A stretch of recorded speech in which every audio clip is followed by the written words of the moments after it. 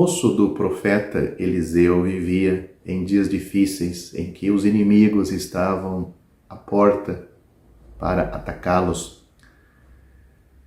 Então, como ele, nós podemos nos perguntar, quando me falta motivação ou encorajamento, há alguma ajuda? Vamos ler o que está nesta passagem, nesta situação. Orou Eliseu e disse: Senhor, peço-te que lhe abra os olhos para que veja. 2 Reis, capítulo 6, versículo 17. Esta é a oração que precisamos fazer por nós mesmos e uns pelos outros. Senhor, abre os nossos olhos para que vejamos, pois à nossa volta, como foi com o profeta, estão carros de Deus e seus cavaleiros esperando para levar-nos às vitórias gloriosas. E quando os nossos olhos são assim abertos, podemos ver em todos os acontecimentos da vida, grandes ou pequenos, alegres ou tristes, um carro para a nossa alma.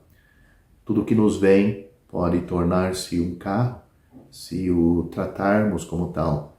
E por outro lado, a mais leve dificuldade pode ser um peso esmagador e deixar-nos em miséria e desespero, se assim o considerarmos. Cabe a nós mesmos escolher o que cada circunstância será. Tudo depende não dos acontecimentos em si, mas de como os tomamos, como vemos, com que olhos nós vemos. Olhamos com os olhos do mundo, os olhos da carne, olhamos com os olhos de Deus. Os nossos olhos estão sendo abertos para ver com o olhar divino. Se nos deixamos abater em face deles e permitimos que nos esmaguem, tornam-se para nós como o carro de Jagannatha.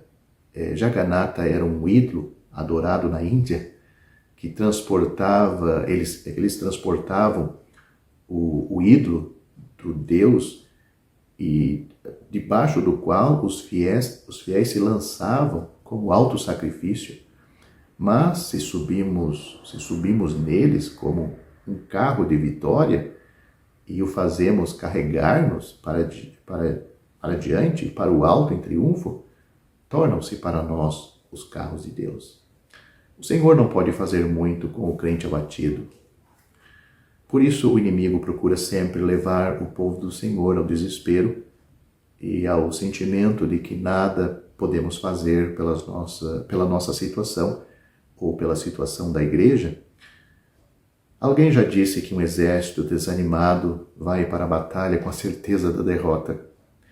Contou-nos um missionário que foi levado de volta para a pátria inválido, porque como o seu espírito desmaiou, em consequência de seu corpo, e em consequência o seu corpo também desmaiou também. A sua alma desmaiou, seu corpo desmaiou. Precisamos entender melhor estes ataques do inimigo sobre o nosso espírito, aprender como resistir a eles.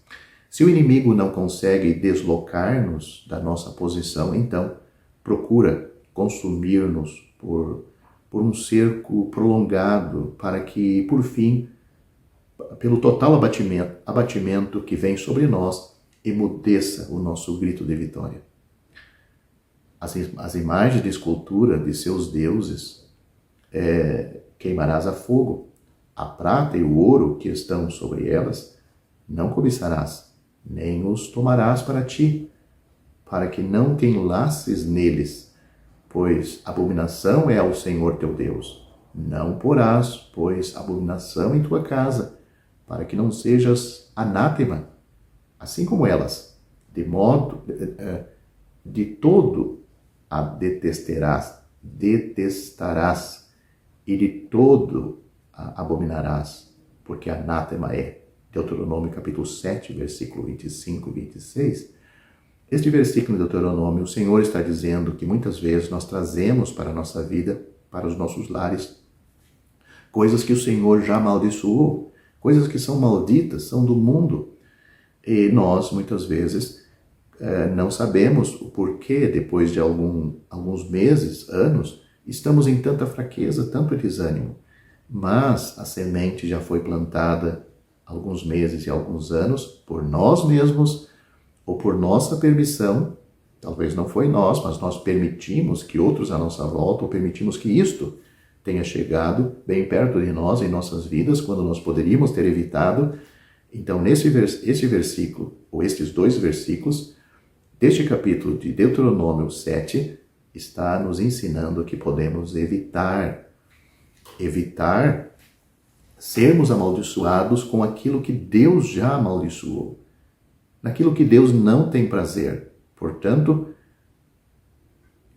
podemos sair destas circunstâncias através da oração, através da palavra de Deus. Nós podemos nos fortalecer, os nossos olhos podem ser abertos, ver aquilo que é invisível e aquilo que é eterno, porque aquilo que é temporal, ele passa, não tem peso, mas aquilo que é invisível e é eterno, ele produz para nós um eterno peso de glória muito excelente.